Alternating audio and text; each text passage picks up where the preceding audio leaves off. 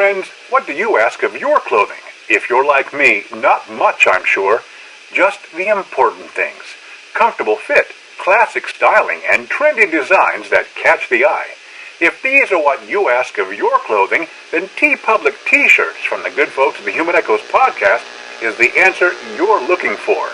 Yes, the fine chaps at the Human Echoes podcast spared no expense in bringing you the Octoshark, no spoilers, and more at prices that won't break the bank. And do these trendy designs turn heads? You betcha. Put on one of these t-shirts and why, even perfect strangers will tell you, "Hey bub, you've got a lot of nerve." Yes sirree. These t-shirts are made from the finest artistic craftsmanship and guaranteed to make you the talk of the town. And they're cotton, so they feel good on the skin and breathe deeply like an Octoshark ought to. TeePublic T-shirts from the Human Echoes podcast. Buy yours today and get hella ripped.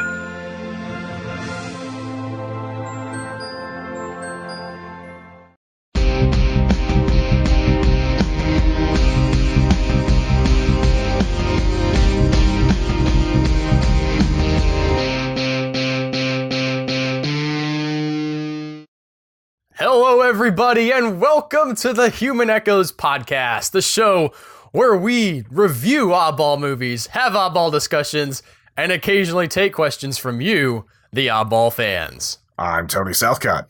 I'm Albert Berg, and the movie for this week is none other than the Hammer horror classic, The Horror of Dracula. Or, if you're from across the pond, as many of our lovely listeners are, you may have just seen this as Dracula, because Hammer released it in England as Dracula. They, in the United States, tacked on Horror of, so there would be no confusion with the Universal Monsters movie from 1931. And this one is from 1958, so there's a little time gap there. And it is way better. Yeah. I mean, it's not a masterpiece, Tony. I don't want to oversell this movie, but my goodness, it's so much easier to watch than that 1931 Dracula. And it kind of started out the same. I was a little bit worried at first, just because it's like the exact same, like Harker showing up at Dracula's castle, reading the narration. I'm like, oh, this is 2 hours.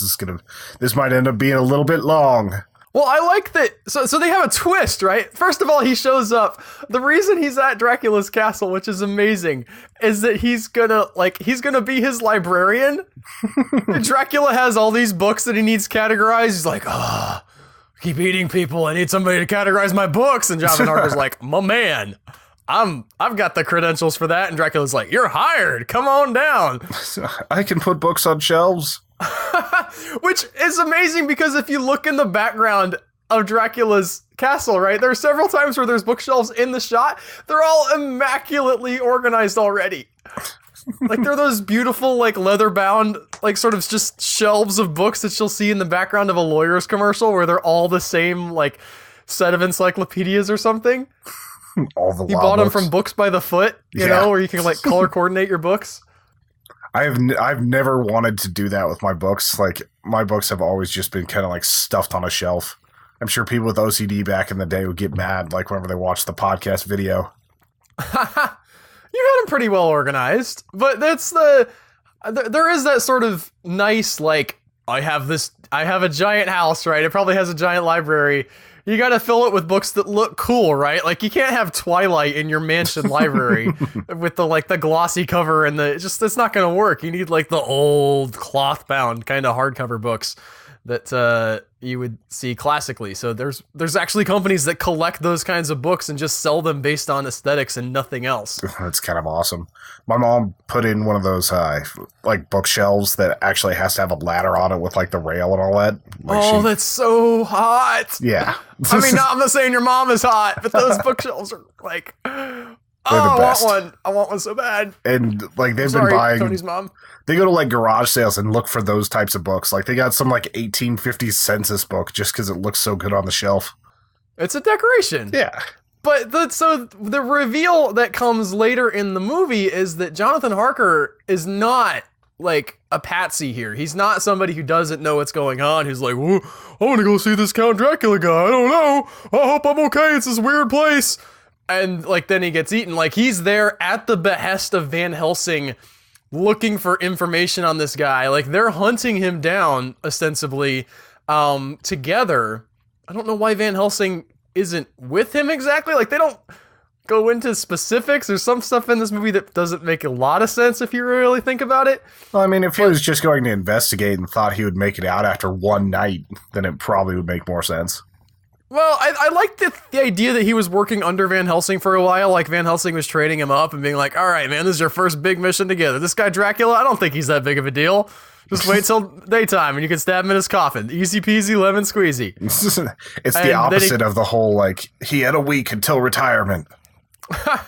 Well, yeah, I think I've seen that happen before, where like the old guy trains up the young guy, and then the young guy just instantly gets killed off. Not only gets killed off, like this movie does a great thing where, you know, he goes and he finds Dracula's coffin in the basement. There's the sort of the other vampire woman, like they condense down the 3 brides to one bride, who sort of puts on like she needs to be rescued, which I didn't know what her plan was if Jonathan Harker did decide to rescue her. Like, he's already in the house, lady. Just eat him. What do you think you're going to do?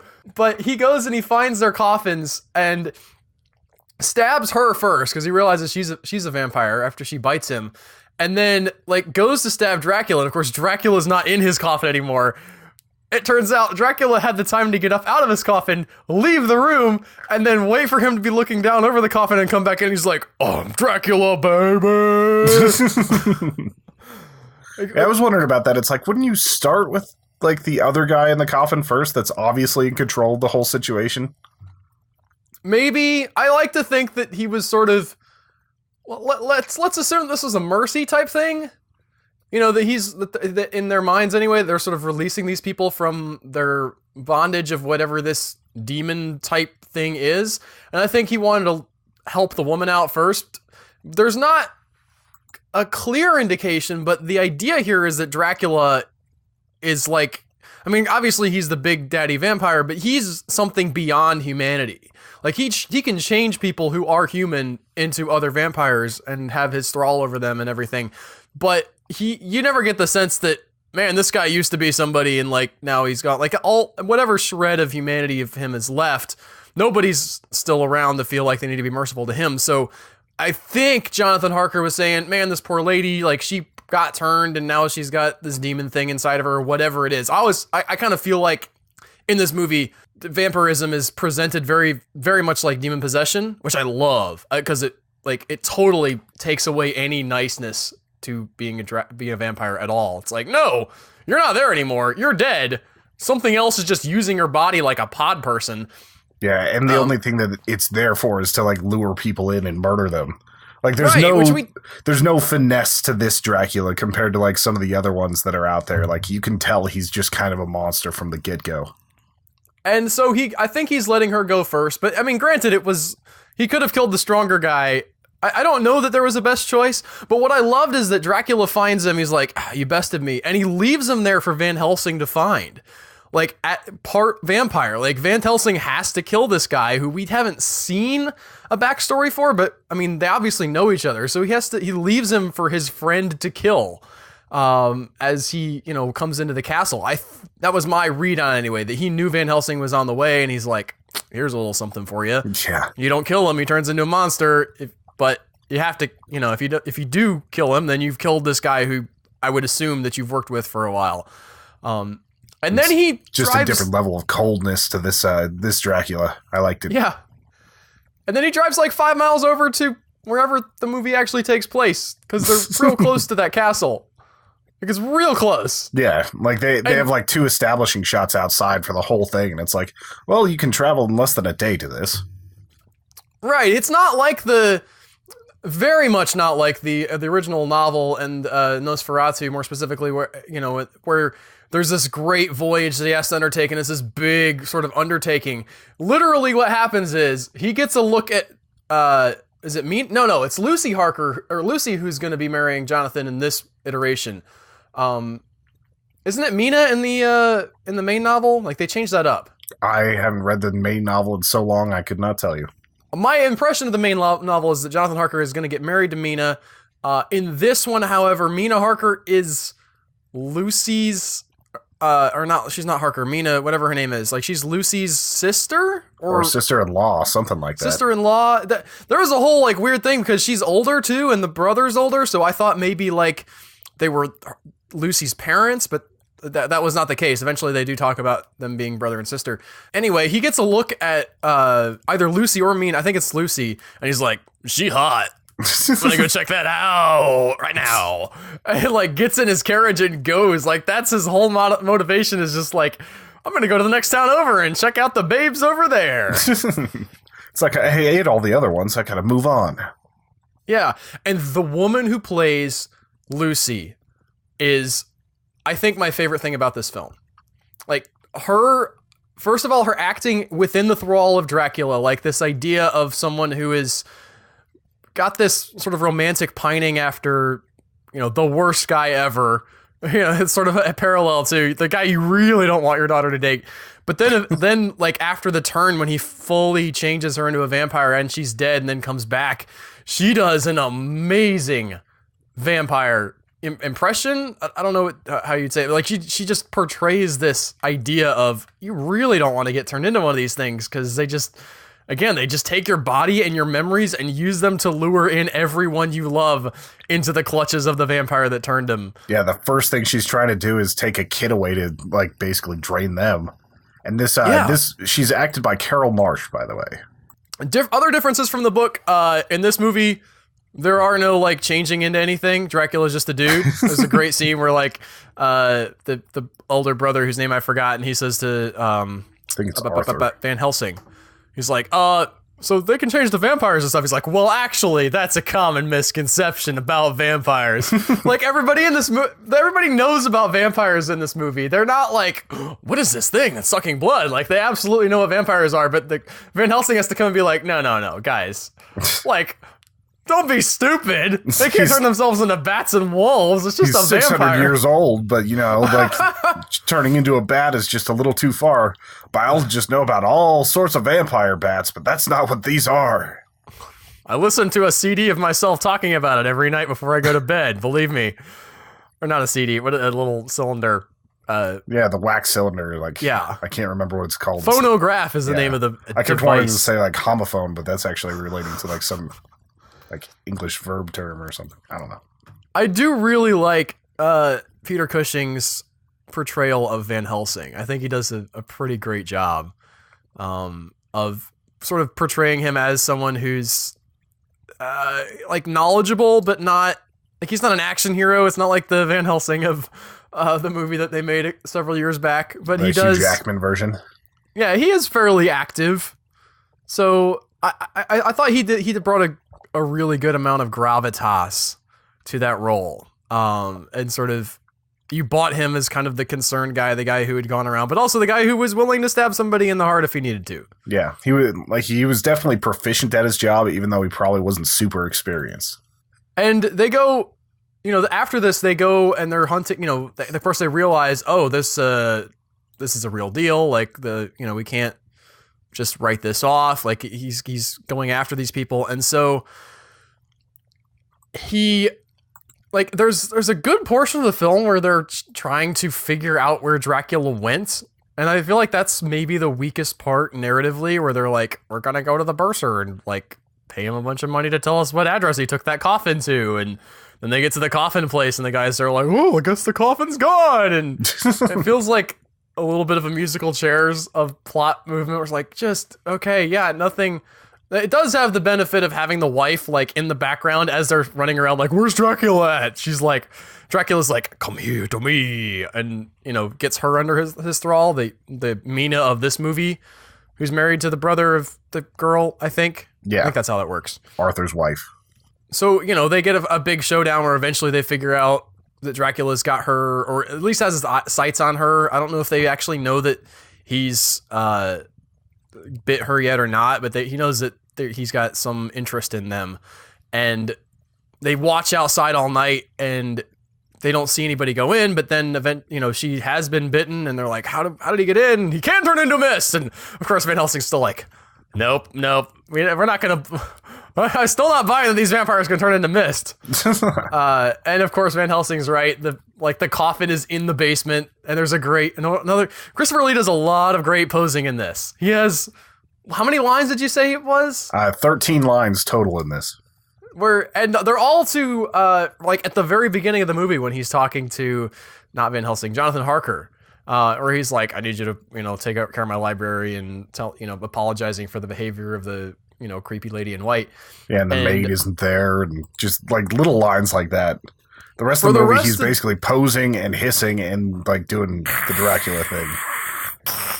And if there's a guy that like really sells that whole like dangerous hiss, crazy Dracula thing, Christopher Lee definitely does it. He definitely has the presence. I don't know if I suspect that. I mean, this is very early on acting wise for him, right? I'm not sure. I'll pull that up real quick.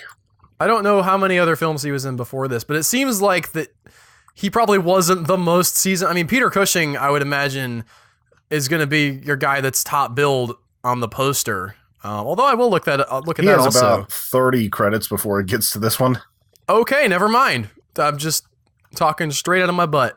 I don't know what I'm saying. They don't use him that well then. They don't put him to a lot of work. Yeah, considering he's done like all sorts of plays and interesting other stuff before that are a little bit harder than this. But he does have that presence. And of course you get the showdown where they chase him back to the castle. And again, that takes about 5 minutes. Get that maybe the best scene in the movie was when they're like, Dracula bursts through the gate, the sort of toll taker's gate. And the guy's like, oh, and he like gets it fixed, and then Van Helsing comes through and busts it right down again. Good stuff. Good stuff. It was like one of the only moments where they were actually trying to be funny. That and the Undertaker bit when he was like, "Oh my God, the Undertaker! Look, everybody ends up here eventually. Look at all these coffins. Oh, that one coffin's missing. I guess that guy must be somewhere else." I'm not a huge fan of that. But yeah, this is one of 22 times where Cushing and Lee end up facing off in different movies. How many of those other movies are Dracula movies, or if any? I'm actually not sure. Like, I'm looking at the list now, loading it up. Like, some of them are like Hamlet, some are The Curse of Frankenstein, Moulin Rouge, The Hound of the Baskervilles, The Mummy, The Gorgon. They were in Moulin Rouge? Yeah. They were in the old Moulin Rouge from 1952. Oh, I thought we were talking about like the new one with the Beatles songs and stuff. I'm looking through it, and I'm not seeing. I'm sure there's another Dracula in here. There's like I Monster, Dracula AD 1972. I think that was like a reboot of this Dracula. Although, what a year to pick for your movie. Like Dracula 1972. Well, it was 1972, so that kind of makes sense. Well, no, I get that, but I'm saying like we're not putting the year 2016 in any of our movie titles because that's not exciting. Like, there's nothing interesting about 2016 as a number except for the apparently it's death to all celebrities. It's not like the kind of, you don't just throw any random date like something, of the year 2000 or the year 3000, or maybe like when we get to 2020 we can have like a 2020 movie. Like 1972 Dracula 19. That's like Godzilla 1985, which I guess wasn't technically called Godzilla. It was just called Godzilla in Japan. But you got to be able to distinguish because there's like 3 or 4 Godzilla movies now that are just called Godzilla. What's the next Godzilla called anyway? The next Gareth Edwards. I haven't heard a title. I have not heard a title. I know that they're trying to fit a bunch of monsters into it, and I'm worried. Because I was hearing like Mothra and King Ghidorah and somebody else. Not Mechagodzilla, unfortunately, which I think is like obvious next step. Maybe Rodan? Yeah, I think Mothra, King Ghidorah, and Rodan, which the flying ones in particular are real hard to do. Rodan and especially Rodan because he glides. Like, his power is that he glides really fast and sometimes makes a sonic boom. Like, I don't know how they're going to translate that to modern Hollywood type movie stuff. I'm sure they'll figure it out, but that just seems like an odd choice to put 3 of those in there. Right. I mean, really, here's what you need to do. You need to do Mechagodzilla And then you need to have like a Mothra standalone film that takes place in the same universe as Godzilla, and then bring Mothra into the Godzilla universe as her own thing once she's established, sort of like the MCU. Call the studio, Al. You got this. I know I do, right? And that's actually what happened. Like in the Japanese Mothra, that's what goes down. Like, I don't know for sure if Mothra appeared at first in Godzilla or not, but eventually, like, Mothra has her own spin-off, like, universe where she just goes and does Mothra stuff, and then you have Batra and Mothra Leo. Mothra Leo is the best. I really hope they use Mothra Leo, you guys, in the new Godzilla What's movie. the difference? Mothra Leo is awesome, and regular Mothra isn't, although she's okay. I'm looking up what Mothra Leo looks like, and I'm not seeing much of a difference. More rainbow. There's, like, okay, look up Batra. You want Batra. Batra. You know you want Batra. Batra is, like, the best. I brought up a woman who's probably an author or something. All right, there's Batra. Yeah. That's kind It's of like cool Mothra with spiky wings and stuff. Here, listen to the powers that Mothra Leo has. Flies at speeds of Mach 15.5. Fires 3 multicolored cross-heat laser beams. Unleashes Jade Bolt, fires from his wings. Fires a mega breast cannon from his chest. Able to break apart into thousands of smaller Mothras.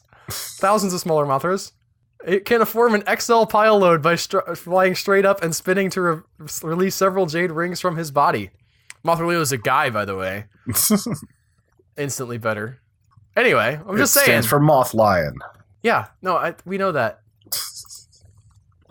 We need Mothra does not. How do you make a Mothra movie? How do you do it? How do you, like, it's a giant moth. I'm looking at various like Godzilla things now. I'm falling into a rabbit hole. I got to close these tabs. Also, how do you make a Godzilla sequel without Anguirus, like Godzilla's buddy and pal? Right? Anguirus, the giant Ankylosaurus. You got to have Anguirus in your Godzilla sequel. Like, I haven't even heard of that one. Oh god! Like the original. So you had the original Godzilla, and then there's Godzilla Raids Again, which is a sequel. And this is, of course, before they knew that they were going to do, like, a Godzilla cinematic universe. They're just like, well, the first one did okay. Let's try something else with that guy, I guess. And they give him somebody to fight who is Anguirus, who's a giant, like, essentially all-fours type Godzilla. Like, he's smaller and, he has a power where he rolls around sometimes. I hope that they don't do that. At least not much if they do him. But him and Godzilla eventually end up kind of teaming up to fight other stuff. And Anguirus is kind of like, a dog to Godzilla's, like a big dog, but like if you're thinking about like size comparison, you need Anguirus. Anguirus is the man. What were the things in the most recent one? They were like Mutos or something? Mutos, I think. Yeah, Mutos. How I would pronounce them? That's not from any Godzilla mythology. They made those up. All right. I was just wondering about that. Yeah. They kind of reminded me of the Cloverfield monster, in all honesty. I like that the male and female were very different. It's very true to life with biology. Like, that's how, actual insects do a lot of times, where the male and the female look very different, and sometimes they have very different sizes. So that was cool that they incorporated that. By the way, did I mention that I saw Shin Godzilla last week? I know that you went and saw it, and it was kind of a quest for you with Brantley.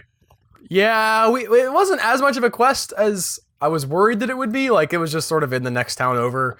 I drive like 45 minutes to get to the theater, and then we watched it. But I enjoyed it. It's a long movie. Like, there's a lot of talking. If you didn't like Godzilla 2014 because you're like, why isn't Godzilla on the screen more? I want more Godzilla. Then stay way away from Shin Godzilla, aka Godzilla Resurgence. Yeah, just watch the YouTube highlights. Okay, so when you get...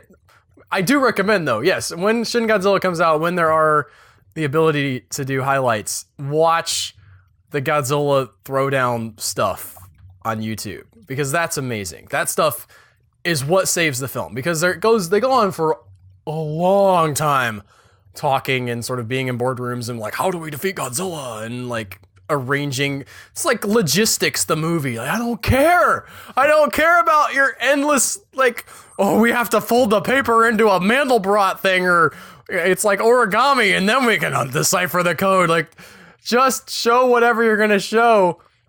The beginning is cool because it's very funny. Like, they're making fun of sort of how ineffectual the government was in the, like, response to the Fukushima disaster. So Godzilla kind of plays the part of the nuclear reactor meltdown, and then so they're just cutting endlessly to different governmental positions where they're like, you do it. And then the guy's like, I have to ask permission from this guy higher up the chain, and cutting to them, and we don't have a meeting now about is there a real monster? No, it's not a monster. And as they say, there's no way it's a monster, Godzilla comes busting out of the ocean. It's very, very good comedy. But when they get into the actual heroes of the movie, we're gonna solve this. When those guys sit in a room, it gets boring after a while because they sit in a room for a long time. But then Godzilla shows up and he's awesome. Yeah. And this is a weird pseudo zombie style Godzilla, isn't it? More of a horror version. He definitely has the design wise, he's all got these red striations on him where he's sort of leaking out, radioactive pus, and that I think really does work well because it kind of makes the horror of the radiation hit home a little bit more. That you can definitely tell that that's what they're doing with the design of Godzilla. But as far as what he does, he just still stomps around and, spoilers guys, but he does the fire breathing thing and some other cool power stuff. He's not as a concept, he's not more horrifying than any other Godzilla was he was still stomping around and destroying all of the city. Yeah, everywhere. It looks like he's got more of a distended type jaw and things like that. He does. He has a 3-part jaw at one point. That's really cool. The sort of the flower type opens up when he really opens his mouth. The 2 bottom halves of his bottom jaw open up. I'm making the motion like anybody can see me and you cannot, but I'm telling you, it's pretty sweet. Well, if we can figure out our green screen stuff, maybe they'll see you again. One day. We're talking about that. We're in some talks. We're working on some alternative ways for maybe to have video component back in the podcast without needing for me to do all of the work ever, which would be nice. Yeah. That's my goal. Laziness, Tony. So long as it's not adding 2 hours of extra work to the editing process, we might be able to get it back. Then you can look at our beautiful faces. I feel like we segued away from Horror of Dracula without really wrapping things up. Would you recommend this movie to Tony? To Tony, yes. Would you recommend this movie to Tony? Tony? I think that I could recommend this to full-on horror fans, but if you're not really into into horror history, if you're not really that hard into the horror genre at all, I think the Dracula story well enough, and that you could probably get a pretty good look at the Christopher Lee Dracula just from some of the various YouTube videos out there that are counting down the best Draculas. You see some of his best motions where he's hissing at the camera and his eyes are all bloodshot. There's blood running out of his mouth. You see a lot of the stuff that they show. I wouldn't say it's sparing in this movie, but he's not as big of a part. So it's a little bit of that 1950s pacing that I have trouble with. If you really dig on classic horror, I would watch it. If not, just the Dracula story, and it's not going to be that different. Yeah, there's not, despite the fact that the vampires are really interesting, and I do kind of want to touch on, vampires today are so much tamer. They're just essentially people who are really strong, and also they maybe need to drink blood every once in a while, but it's not that big of a deal.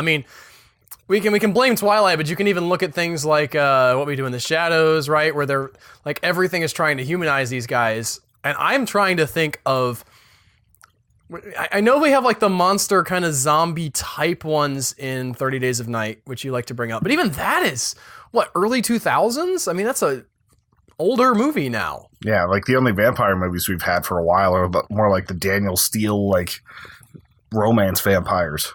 The True Blood types. I don't know if Danielle Steele ever wrote any romance vampire books. Let's not besmirch her. I thought her stuff was all the super gay vampires.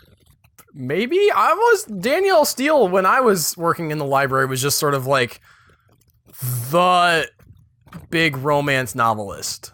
She just had there was a whole shelf of just DS going down of all of these books that she'd written. And I never got the impression that any of them were about vampires. It was just sort of Well, I very much could be mistaken. I've never read Daniel Steele. Okay. It's Danielle. It's a woman. Or at least writing under a woman's name. Yeah. I couldn't We actually have 2 questions related to Dracula. So before we wrap this up, let's get those 2 in there. Okay, hit me.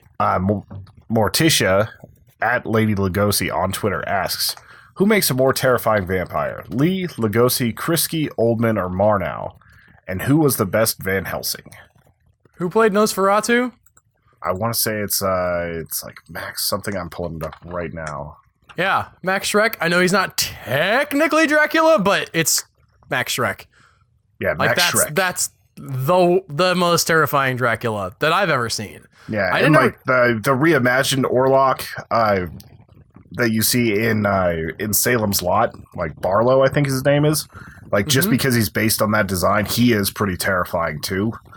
Okay. As far as the more human ones, they're not that terrifying. I liked Oldman in the newer Dracula, especially the parts where he's kind of like the half bat, half human. Like I couldn't get through that. I could not get through Keanu Reeves' like Valley Boy accent in the 1800s. I just couldn't handle it. It was so jarring. Yeah, Keanu Reeves works in quite a few movies. I'm a fan of his, but there are some where it's just like, yeah, you're kind of forcing it just a little bit. Well, it's just not. I'm not saying anything against him as an actor. I'm saying against the person who cast him. Like, you know who'd make a good Jonathan Harker? Keanu Reeves, baby. It's like, yeah, that dude from like Bill and Ted. You know, then casting is such an important part of movie making that I don't think we talk about a lot. You know, but I mean, I think probably 80% of the strength of the new Star Wars series is just the amazing cast that they've got together. Like Daisy Ridley and John Boyega and those people, like, even when they're doing things that you're not like 100% sure, like, I don't know if this really follows logically. I have some story issues with The Force Awakens, but you love watching those people. Like they totally suck you into that world, and kind of looks like they're doing the same with Rogue One from the new trailer I saw. There's a lot of good stuff. There's a little bit of debate, and even I keep going back and forth about sort of some of the Saw Gerrera lines about how they feel a little bit cheesy. You know what I mean? Like, it's keep hope alive, save the dream. Yeah. I like that idea, but in the trailer, the way it plays, the way it's edited feels a little bit out of left field. Like, yeah, I feel like it's not enough context for those lines to be fully effective. But the trailer itself still got me hyped, even though I'm getting bored of the Death Star storyline over and over again. This feels like it's the right way to cap it off. Well, they're not going to blow it up in this one. Yeah. Like, you know that they're not going to blow the Death Star up because it's like they're just showing how it got to where it is. They're just going to have to get away with the plans. They're closing the giant plot hole of like, why was there a giant exhaust port? I don't know that that's a giant plot hole. Well, I did read that there was like some of the extended universe stuff is no longer canon. The Emperor got the guy who designed that particular flaw and just like tortured him to death, and then cloned him and brought him back to life and tortured him to death over and over and over again. Like, I hate you. So that is kind of awesome. I never liked the idea. Honestly, I don't know that I like the idea of the Emperor being that over the top with his punishments. Like, he's always seemed like kind of a guy who was more just, I'm interested in being in power and whatever, like, pragmatically speaking, I have to do. Although if he was sending a message to other people, like, don't fail me, if he was doing it publicly, maybe I would. See, I could see him. I could see him definitely torturing the other one to death and then cloning him and just having him there because he's a smart guy that can obviously design things. Like, oh, like he doesn't have the memories of it. He just sort of like trains him up from the clone thing. Like, here, give this guy a bunch of engineering classes and we'll try again. Yeah. But I don't like the idea of the Emperor being that petty. But man, who knows? Maybe we'll get more or less. Maybe we'll get more of him going forward with some of the what we call it, extended universe. He's really great in the Lords of the Sith game, where he's playing very much like, you don't really get inside of his head, but you can see the game that he's playing, and he's very smart politician type. So I don't know if we didn't answer the question accurately, but I guess between the two that I've seen, between Lee and Bela Lugosi, I'm going to go with Christopher Lee as the better Dracula. Not a fan of Bela Lugosi as Dracula. I think as far as like a pure vampire, like Lee is probably the best. Oldman did good with those parts, but like you said, there's some issues with that, like the 1990s Dracula. When I think about what I've seen of that, like him being that, like he does fit more into like what the book describes Dracula like, where he's this, I think his hairstyle is very much from the book. He's got that sort of, like, you see that he's very pale, but he's got like the redness around the lips from where he's been feasting on stuff, and he's very unsettling. Yes.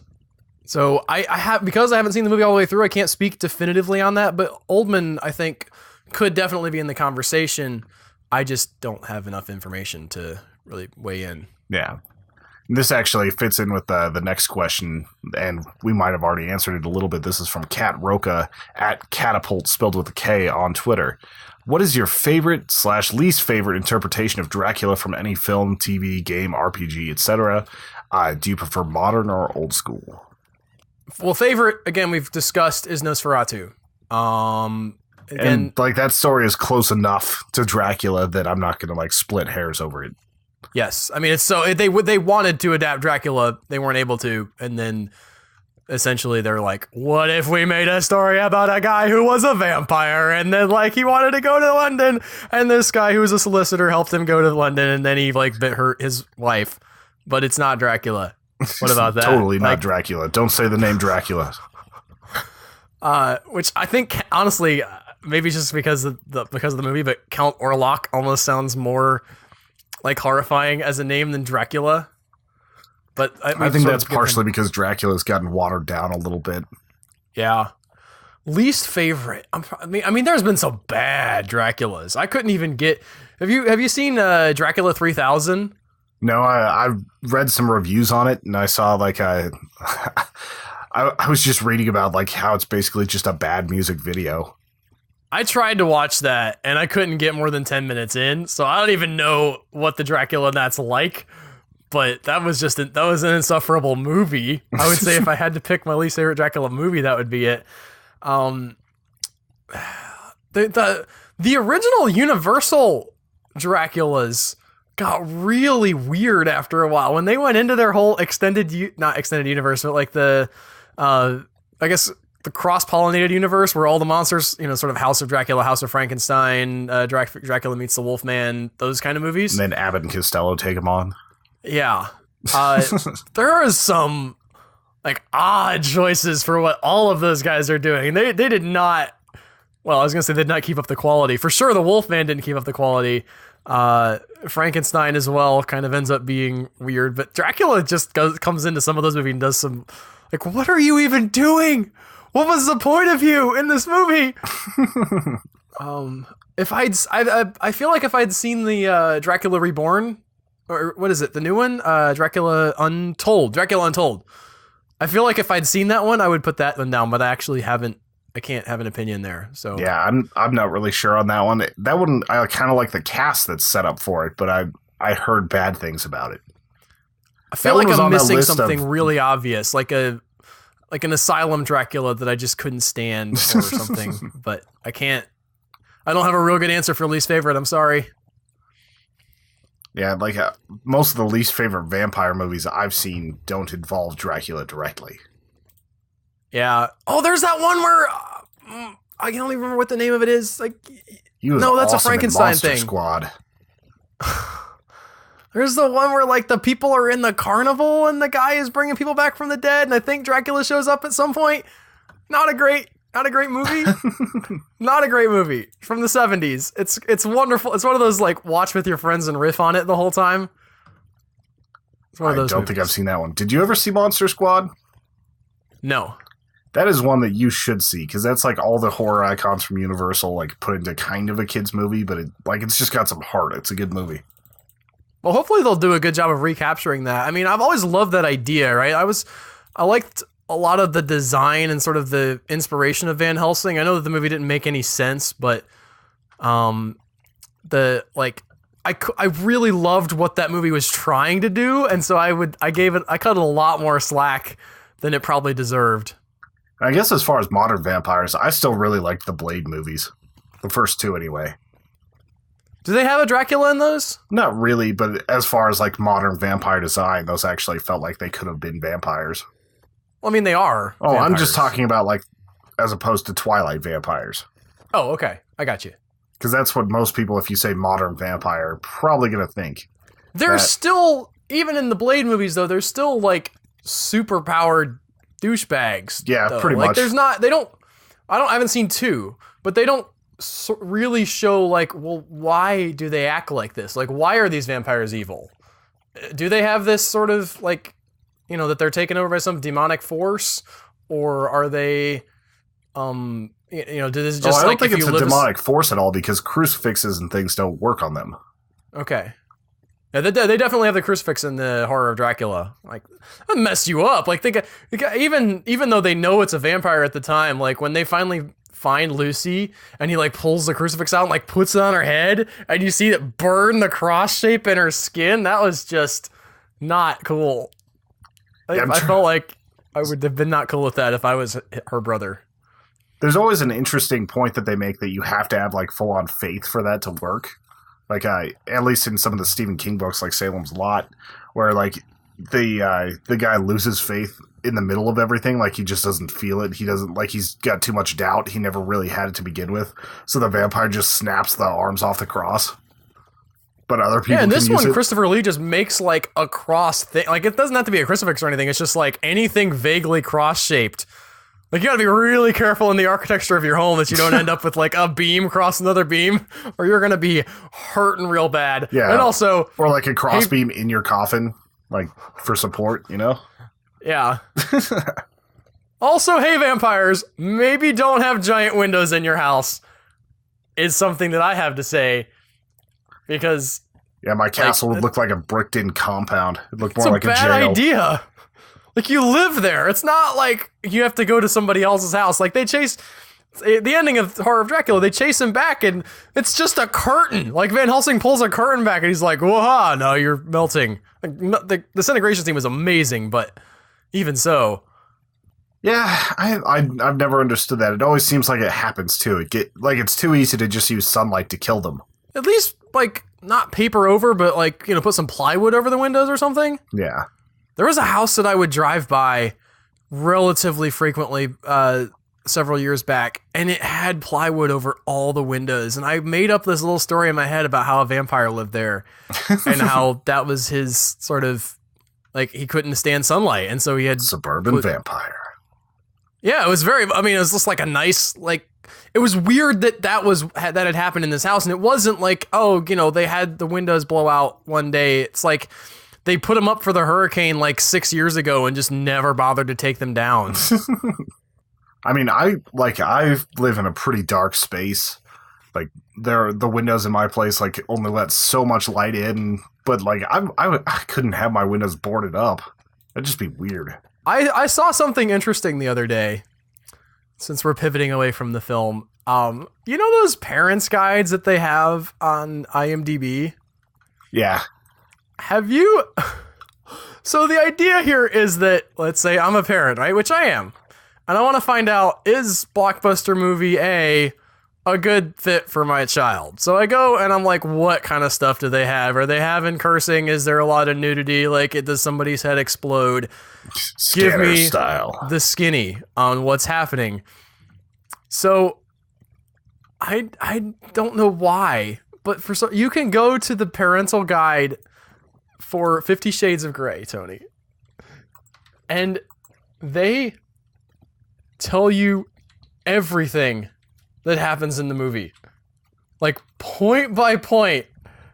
They go down every single scene where anything that a parent might find objectionable happens and lists it out in incredible detail. I feel like someone probably took that on as a joke thing. They're like, oh, let's just make the parental guide. The sex and nudity, by the way, they rank them out of 10, right? So, like, there's like profanity, 7 out of 10, alcohol, drugs, and smoking, 5 out of 10. Like, sex and nudity, 10 out of 10. Seems like an odd, rating system for that. But there's just like, after you've read in one scene, a man turns a woman over his knee at home, raises her skirt, lowers her panties, slaps her buttocks as she gasps. Are you going to be like, wait, no, I'm pretty sure Johnny could handle that, but he can't handle a man bites a woman's bottom lip along with kissing her later on in the scene. He undresses her, exposing her breast. No, little Johnny can't handle that. It's probably some housewife that like all of a sudden was like, ooh, I want to see this movie now.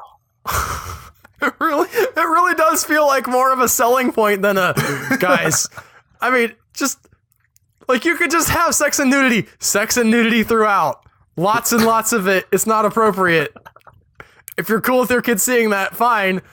But just so you know, there's lots of it. Yeah, my parents only censored some movies from me, and that was like whenever like the sex and nudity got out of control. Because they didn't care about violence or cursing, but, you know, boobs. I care about the cursing, but not so much like some of the other stuff, so... It was just... Nosferatu has a parent's guide. I'm going to look it up. Where do I go here? Help me. Ah, yes. I remember Parent's I was Guide. blocked from seeing Kingpin, like, in the same week that I saw Species. So I think that was part... I think Species is what ruined it for a little bit for that, why they started having to censor us. Especially because my sister was traumatized by that movie. The IMDB Parent's Guide for Nosferatu can just, like, go have sex with itself. Okay. I told it to fornicate with itself. Violence and gore, scenes of blood sucking but no wounds or blood is shown. Silent movie, no questionable language in the on-screen text. Alcohol, drugs, and man smokes a pipe in one scene. Frightening, intense scenes. The movie is credited as being the first quote-unquote scary movie ever. But this was way back when the shadow of a clawed hand waving back and forth wasn't cheesy in the slightest. The furthest this movie goes with its horror is the slow and unnatural movements made by Count Orlok. Are you kidding me? Are you kidding me? With your, like, it's not that scary. Like, I mean... I guess, granted, it doesn't do, like, the jump scares. I'm not going to have nightmares, probably, about Count Orlok, but... I had a couple when I was a kid, just from clips I saw of Nosferatu. The slow and unnatural movements made by Count Orlok are awful and horrifying. Even just the way he stands out of the coffin. Right, like... we talked about not Andy Serkis. Is it Andy Serkis? Do we have the Nosferatu with Andy Serkis yet? We spoke that movie into existence. Remember what happened? We were like, they should do that, and then we like found out the next week they're gonna do that. Where's that movie at? Andy Serkis. I'm looking it as up Count right Orlok, now because he's so horrifying. I mean, I guess I would let my kid see Nosferatu because I'm into scaring him right now. You know, like last week I told him the walls are full of spiders. If he didn't go to sleep, and you know, there's like a giant tentacle monster that pops its, you know, claws out from under his bed and things. You've been playing The Sims. Yeah. So I'm actually okay with my kid being scared, but it just feels like, don't write this off as like, oh, no big deal. No big, like it is legitimately. It's more. I will say this: Nosferatu is way scarier in my mind than Horror of Dracula. Like, Jack was sitting there watching Horror of Dracula, just sort of like, man, I wish I had some popcorn. Of course, he's always got that expression on his face. He always wishes he had some popcorn. But you know what I mean? Like, he was into it. He wasn't, like, scared or anything. But Nosferatu is different. He would have been bored, obviously, with Nosferatu because of the subtitles. But still, the different horse of a different color than Horror of Dracula. I'm still trying to think of what the scariest vampire movie I've seen is. 30 Days of Night is definitely on that list. What is? 30 Days of Night, just as far as like full-on horror. There's some great horror revival stuff going on, right? There's some really neat... I want like the guy who made The Witch, I want him to do a vampire movie. That would be good. I think that, you know, and sort of go with... Again, because one of the strengths of The Witch is you acknowledge that religious angle. You acknowledge that, like, the devil is a real thing in these people's world, and like being possessed by him is an actual problem that you want to avoid for them, rather than again, we talked about the secularization of horror, where it's just sort of like, oh, it's like we're gonna make up some weird demon thing and it's gonna be all cool and things. The Witch is not cool. There's nothing cool about The Witch. We're like, yeah, The Witch, it's great. It's like, oh boy, that did not end well for those people. Yeah. He doesn't have a movie that he's currently directing, Robert Eggers. Well, get on it, dude. Yeah. That's what I've got to say. So The Witch was just, like, for a movie that's so violent and gross and everything, it was so pretty. Oh. Are you kidding me? Okay. Remember how I asked about the Nosferatu remake? Yeah. Right? Okay, according to IMDb, coming to theaters October 31st. I didn't see it on Andy Serkis' page. Not Andy Serkis. It was Doug Jones. That works. Doug Jones is also legit body movement actor. He had a great episode of Z Nation he was in where he played both the pilot and the aliens, and he does like amazing alien walk. I don't know when. Like, this seems, I mean, I haven't seen a trailer for this or anything, so I'm assuming this is going to be a very limited, possibly day and date release date. But it's coming. And Halloween, you guys. For those of you that don't know, if you've seen a live action like monster that was truly terrifying, it was probably Doug Jones in an outfit. Like, he nails that every time. Like, he was that weird flesh monster in Pan's Labyrinth. He was Abe Sapien in the Hellboy movies. He's been in a lot of different stuff, like, as that sort of character. He's kind of like Javier Botet, where you can just, like, he's a little bit typecast. There's this guy who directed Nosferatu, also directed an adaptation of The Cabinet of Dr. Caligari from 2005. That does not inspire confidence. This is the part of this podcast where we browse IMDb, but I'm just, like, very nervous now that he directed, like, he remade Cabinet of Dr. Caligari, and I haven't heard of it, and it's got 5.8 rating on IMDb. That's not good stuff. Yeah, but you love the twist at the end of that. I don't even... From a story perspective, Dr. Caligari leaves me very, very unsatisfied. I've never seen it, so I can't really comment. Al spoiled it, but it was like 100 years old, so that's okay. Yeah, it was 100 years old, Tony.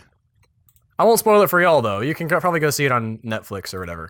The other thing that I wanted to bring up today was a fun little news story that I saw, because we're in the election season, and we can't get through a whole podcast without talking about Donald Trump, Tony. It's like John Oliver's like last week tonight. That's pretty much what it's been for a month. This news story I found: Florida woman donates her pubic hair to Donald Trump. I mean, if all the women across the country did that, they could make one hell of a quilt. Just like taking, regardless of whether it's women or men or even where the hair is coming from, like, that's just the worst. Like a hair quilt? No. Just think of how colorful it would be. Red, white, brown, black, everything. She sent it with this note. Dear Mr. Trump, I'm not able to mail you my actual pussy, so I've included the next best thing. Cheers, Emily. Well, hopefully he grabs that. She's not a fan. To be clear, I bet there's, like, she's probably not the first one. She's just the first one to call up the paper and be like, hey, guys, guess what I'm doing? And they're like, what are you doing? He's like, I'm mailing my pubic hair to Donald Trump. I've got a picture of it right here. Watch me, come get video of me putting the letter in the mailbox. See, this is why that's how it went down, marketing. right? We never think of these things. Like, if one of us would just start, like, I could mail all my back hair to him. That'd be a good YouTube video, like just me shaving my back and sending it to him. Send it to Hillary and tell her you've got her back. I'm with hair. You get it? Did you get the pun that I did, Tony? Yep, I did. Did you get the pun? Hashtag I'm with hair. Apparently it did help her out, though. She said that she felt better after she sent it. Which I guess good for her. Yeah, more power to you. Whatever helps you cope with this election season. How much of this process do you think she documented? Hopefully a lot. It's not like it can go on YouTube, though. There are other sites. Here's the clippers that I use. They're on sale on Etsy right now for $300. All proceeds go to the Hillary Clinton campaign. Oh, that She woman. taped it to the paper. Did you say this was in Florida? Yes. Yeah. My great state. This isn't even one of those things where you find out about it because, like, Florida has a really lax sort of arrest records thing where you can find out anybody who is charged with whatever. Yeah, I was reading that that's the main reason why Florida Man exists is because most of that stuff is full on public record, so there's more articles written about it, there's more access. Right, which is a problem. This is pivoting way away from the whole Trump thing, but the idea, the problem is that just because you've been charged with something doesn't necessarily mean that you were guilty. But the second you read Florida Man charged with, dry humping a camel, It's like, well, I mean, I'm not going to think that he didn't do it. So yeah, there's especially whenever it's like, Florida man in lingerie has sex with mayor's tailpipe. Now that's probably a real one. I made mine up. That is a real one. Yeah. Are you on the Florida Man Twitter right now, No, Tony? I just remember reading that one the other day. Get your head in the game. Come back to the podcast, Tony. Come back. But it's almost time to go. It is almost time to go. Anything you want to say before we wrap this up? I think I'm good this week. Are you excited about the movies that are coming out in theaters? I haven't seen what's coming weekend? out this particular week. Like I said, I was getting pretty excited about Rogue One. What's actually hitting theaters this week? This week we get Jack Reacher, Never Go Back. So you can only see that movie once. It's like Alex Cross and it's I'm never going to get sick of Never Go Back jokes. Just everybody know. Joseph made a great one about parallel parking. Ouija Origin of Evil, which I'm looking at here on Rotten Tomatoes right now, currently at 88%, which is legit if it sticks there. Now, sometimes that's like early festival reviews that are allowed to be released and it's fans, and that can drop pretty significantly. We've seen that happen before. However, our man Mike Flanagan did not do very well as far as critical reviews. I think it made money. Yeah. That's one of those fascinating from Blumhouse where they're like, okay, we're going to make another one of these because it made money. I mean, almost everything Blumhouse does makes money, but still, like, people loved it, maybe not people loved it, but a lot of people went to see it. So they were like, we're going to keep riding that horse. Let's try to do a better job next time. Currently 8 reviews counted. So again, that could dip a lot. And I would take into account that critics don't usually like horror movies that much. Yeah. The trailer for this one was a lot better than the trailer for the first one. This movie actually looks like it could be pretty good. It looks a little generic, but I really do like the historical angle. There's also the new Medea movie, obviously, Boo, a Medea Halloween, which I ended up watching one of those, just a part of it with my in-laws, because my in-laws are like Medea hounds. And I didn't hate it, Tony. I can't get on the Medea hate train. I mean, it was very sort of like lowest common denominator humor. We're not talking, brilliant filmmaking, but I thought this is reasonably entertaining. I don't hate myself for watching this. A lot of cash too. Yeah. So no disrespect to Tyler Perry, except for him as Alex Cross, which is the worst idea. No. Alex Cross, not Tyler Perry. Yeah. I liked him in Gone Girl, but as far as serious roles, I'm not really sure that's his thing. Keeping Up with the Joneses and Jack Reacher Never Going Back, and 31, which is, what is that movie about? I don't know. Clue. I'm going to click on it and find out. Oh, it's the Rob Zombie movie. Oh, I actually do dig on Rob Zombie's films. I've only seen a couple of them. I need to see Lords of Salem. I've heard that one is a bonkers, so that's at 58%, which I would imagine for a Rob Zombie film is probably pretty good. They seem like they're kind of divisive, that you'll either love them or hate them. Yeah, and I really, really enjoyed Devil's Rejects more than House of a Thousand Corpses. It's hard to explain why that is, but it's just like Devil's Rejects was way better to me. I never saw the Halloween remake. I saw the first 20 minutes of it. And he also I've heard it's okay to hate that one special. But I'm not a Rob Zombie guy, so I actually don't know that much. But I think I'm gonna probably for the rundown next week I will be talking about Ouija, so hopefully I'll have some good things to say. Check out the rundown this week. We talk about Godzilla, the Shin Godzilla. I had a lot of fun writing that one. A lot of time in the thesaurus for that one, Tony. I was like, what is a word for... Sometimes I get really stuck on trying to craft the right phrase. It gets in my head. Anyway, thank you everybody for listening. Means a lot to us that you make it through these episodes every week, that you've been checking us out for years. For our new people... I don't know about... Whoa. Don't be like, man, it means a lot to us that you make it through these episodes. Oh boy, I'm so sorry. It was another sucky one. No, it was fine. I was just saying, it means a lot that you guys actually put us in your ears every Friday, and you have for 215 weeks now. Okay. Thank you very much for listening to us. Thank you very much for the kind reviews that have been left over on our iTunes page. That's a great way to support us. The number one way to support us, however, is by becoming a member. For just $2 a month, $5 a month, $10 a month, depending on the extras you want there. You can get access to the bonus podcast and keep us running.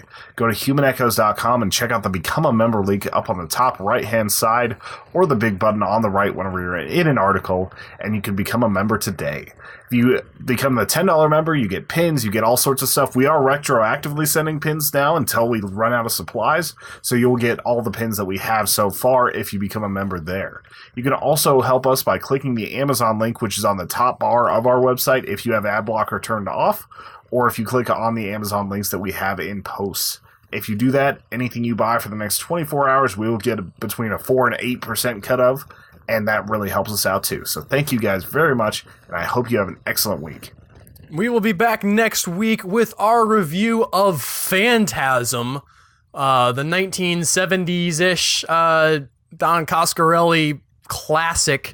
I actually saw it for the first time last week or the week before. Tony's been a fan for a while, and we are going to wrap up our month of Halloween-themed horror-thrusted type movies with a movie that you guys, if you guys haven't seen it, need to see. Did you watch the remaster or did you watch the original? I watched the remaster. Is that okay? Yeah. I've been wanting to see the remaster, so I will do that. I thought that it's all the same content, right? They just sort of like cleaned up the special effects and fixed the negative a little bit. They didn't go George Lucas with it and add a bunch of stuff. Right. I heard that they removed some visible wires or whatever and just maybe did things a little bit. It did not look like, man, now they've put a bunch of CG things in the background. It just seemed like it was a very nice, clear picture for it. That Bad Robot is responsible for, J.J. Abrams' company. So give that a shot if you have not done so already. We'll be talking about it next week. All right. See you guys then. Bye.